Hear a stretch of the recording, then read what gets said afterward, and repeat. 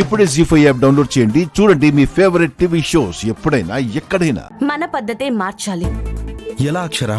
Rajesh restaurant రాసిచ్చాడని పత్రాలు చూపించారని చెప్పాను కదండి.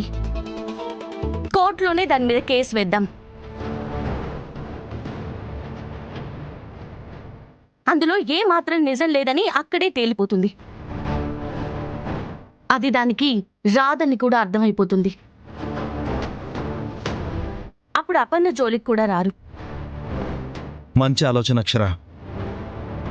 ఆ పాపాత్ముల రక్తాన్ని భూమి మీద చిందించారన్న పాపము నాకంటదు. ఎక్కువ ఆలస్యం చేయకుండా త్వరగా కేసేద్దామమ్మా. ఇప్పుడే రాఘవేంద్ర అన్నయ్యతో మాట్లాడుతున్న తెగరు.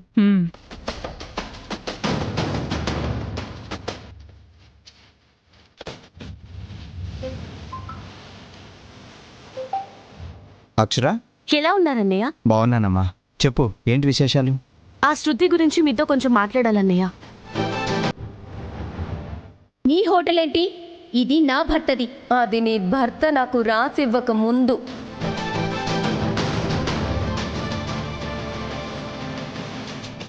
రాజేష్తో నీకు పెళ్ళైనప్పుడు అసలు ఈ రెస్టారెంటే పెట్టలేదే. ఎప్పటికీ ఈ రెస్టారెంట్ నా చెల్లెల్దే. కోర్టుకి వెళ్తాను అక్షరా, చూసుకో. ఇదన్నయ్య జరిగింది. అవునా? దొంగ పత్రాలు పుట్టించి అది కోర్టులో కేసు వేస్తాను అంటుంది. అప్పుని దాని మనుషుల్ని పంపించి తనని భయపెట్టే ప్రయత్నాలు చేస్తుంది. సో కోర్టులో మనమే కేసు వేసి దానికి చెక్ పెట్టాలి. తప్పకుండా అక్షరా. అది దొంగ పత్రాలు సృష్టించినంత మాత్రాన ఆస్తి దాందైపోతుందా? అది అలా చెప్పుకోవడానికైనా అది అత్తయ్య గారు రాజేష్కి ఇచ్చిన ఆస్తి. రాజేష్ సొంతంగా సంపాదించిన ఆస్తి కాదు. సాక్షి సంతకాలు మీవి కూడా కావాలి. రాజేష్ భార్యగా అపర్ణ సంతకం కూడా ఉండాలి. ఆ ఆస్తి అపర్ణకే దక్కేలా చేద్దాం. నేను కోర్టు దగ్గరే ఉన్నాను, ఒకసారి మాట్లాడి చెప్తాను. కాసేపు వెయిట్ చేయండి. అలాగే అన్నయ్య. ఏవండి, అన్నయ్య కోర్టు దగ్గరే ఉన్నారంట. కొంచెం వెయిట్ చేయమని చెప్పారు.